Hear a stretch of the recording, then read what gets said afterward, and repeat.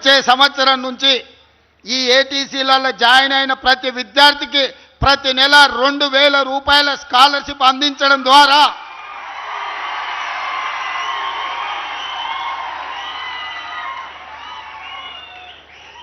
ఏటీసీలో ఏ గ్రామీణ ప్రాంతాలకు సంబంధించిన పట్టణంలో పేదలకు సంబంధించిన పిల్లలు ఈ అడ్వాన్స్ టెక్నాలజీ సెంటర్లలో జాయిన్ అవుతారో ప్రతి నెల 2000 రూపాయలు వాళ్ళకి స్టైపెండ్ కింద ఇప్పించండి. ఆ పిల్లలకు దొవ్వ ఖర్చులకు ఉండడానికి ఖర్చులకు వెళ్తాయి. ఆ పిల్లలు చదువుకుంటారు. ఆ ప్రోత్సాహం ఇవ్వాల్సిన బాధ్యత మన రాష్ట్ర ప్రభుత్వాన్ని.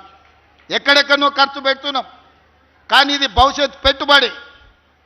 ఇది సంక్షేమ పథకం కాదు, ఇది భవిష్యత్తుకు పెట్టుబడి. మీరు ఎట్లయినా ఆర్థిక మంత్రి గారిని ఒప్పించి ప్రతి నెల ఏటీసీలో చేరే ప్రతి విద్యార్థికి వచ్చే అకాడమిక్ ఇయర్లో 2000 రూపాయలు ప్రతి విద్యార్థికి ఇచ్చేటట్టుగా మీరు నాకు మద్దతుగా మీరే ముందుండి దీన్ని పరిష్కరించాల్సిందిగా మీకు విజ్ఞప్తి చేస్తున్నా.